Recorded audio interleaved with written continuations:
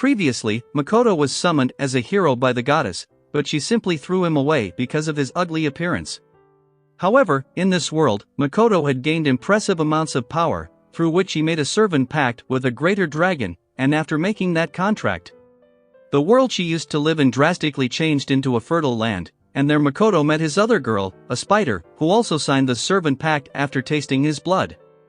Then both Mio and Tomo brought back their followers, and Makoto brought orcs to live in this demi-plane, a world that only Tomo can control. And one thing that was reassuring was that the degenerate goddess wouldn't mess with him, so this demi-plane had turned similar to Earth and also got fruits and stuff or similar. So Makoto had established his own trading company. He first takes the goods from demi-plane and sells them to the adventurer.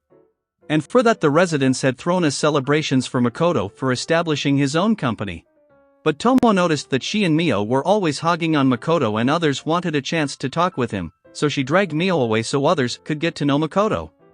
There first comes the lizardmen. Tomo's follower apparently participated in the joint training session, and that had raised his power and skills quite a bit. Makoto was glad that this was profiting them, and dwarf were also overjoyed that they had the chance to live in this heavenly realm. Then our main girls were eating on the sidelines when something happened and Makoto's presence vanished for a moment. They got to Makoto as fast as they could and he couldn't understand the situation that both were so worried about. Makoto was just training his archery. And his technique was so deep focused that even his presence vanished into the air, and Mio and Tomo were worried because one's consciousness only vanishes when they die. And another issue was his absurd mana growth. Normally, a person's mana cannot grow, but Makoto had grown his mana to the point where he could even compete with the goddess, and the more his mana grows, the more this demi-plane has grown. And once that degenerate goddess finds out, she will most likely try to kill Makoto.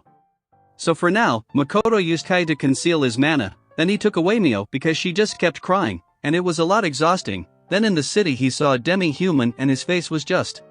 Well, then a girl came to soothe in Makoto and a woman got a sixth sense when their man cheats, so Mio and Tomo dragged him away.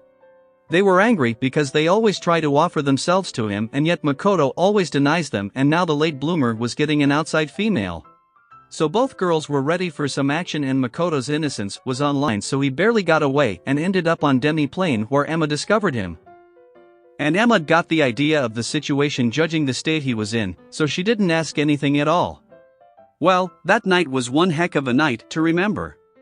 Then, when Makoto was checking out his new mana-depleting rings, Mio came in to inform him about the ambrosia flower location that he wanted, but the air between them was awkward, so to fix it, Mio apologized about that, and Makoto kept it cool that he didn't mind what happened. Then Makoto invites Mio to go to that flower garden with him, and as they were on their way, some idiot tried to trail them. Then they found the ambrosia flower garden and the ground there was muddy. Makoto extended his hand to Mio so she wouldn't slip out, and she was on cloud 9. With this husband and wife feeling, but it only lasted 31 seconds as the caretaker of the flowers showed up, and behind them those stalkers also found their way.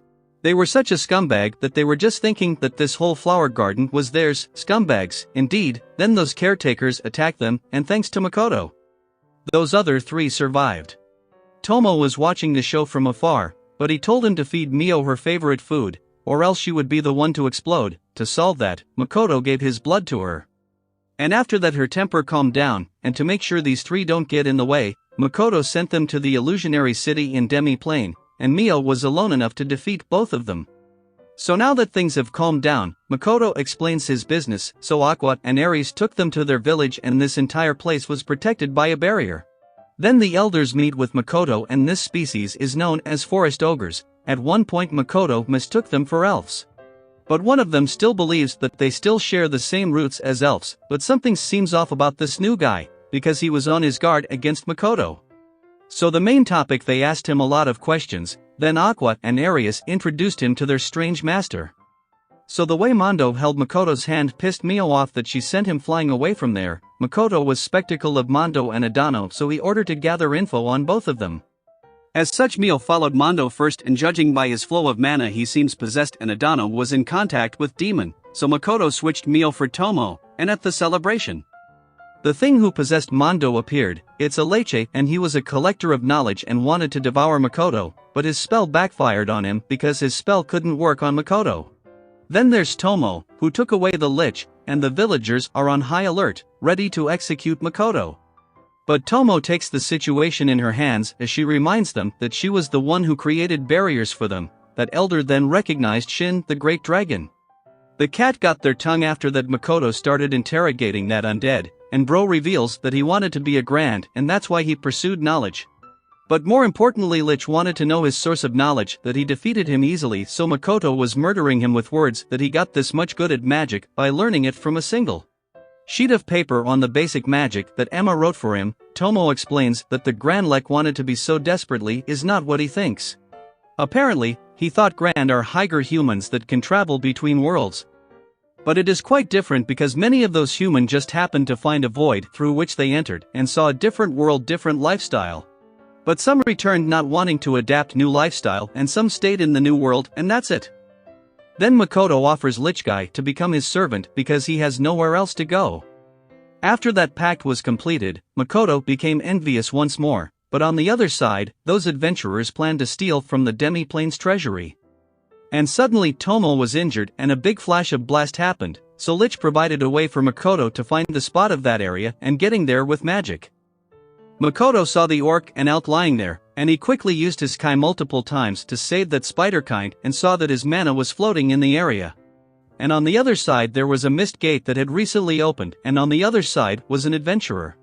So Makoto considers going after her, but he got flashes of memories of that girl, and saw that they were the one behind this as they tried to steal their good, and when they were discovered, she threw one of the rings that had Makoto's mana, which Tomo's fragments used everything she had to keep the blast to a minimum.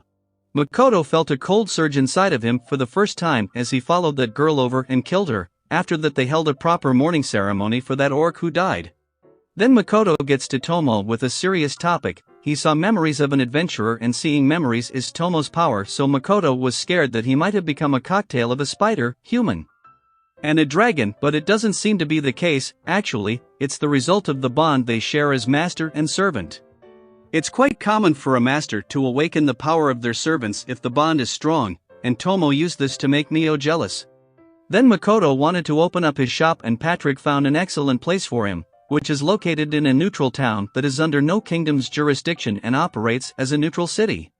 It's in the center of the three kingdoms, so after that was set to happen Makoto left to go to the Magic Academy with the Lich to learn about magic, but just as he entered the teleportation circle, Makoto was teleported separately from Lek. It just so happened that the goddess was the one messed with Makoto again.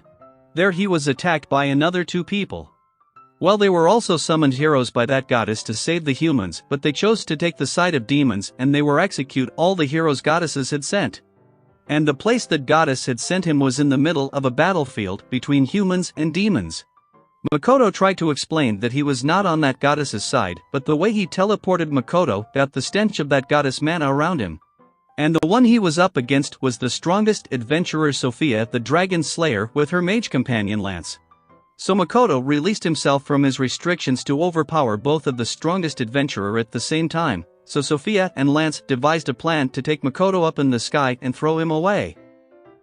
But Makoto took that as a chance with which he released all of the mana he had stored in his mana draining rings and attacked them with all of his might and escaped through a mist gate. But even after that Sophia and Lance survived somehow, and Makoto woke up between his girls. Then it became clear that the goddess wanted to use Makoto for her endgame, which means Makoto now has to learn magic even faster from that Magic Academy. For the time being, Makoto opened up his store and the products were attracting adventurers, and the business was going well, but there are some things that never change. This finishes the anime, but for more anime recaps and recommendations, simply subscribe to the channel.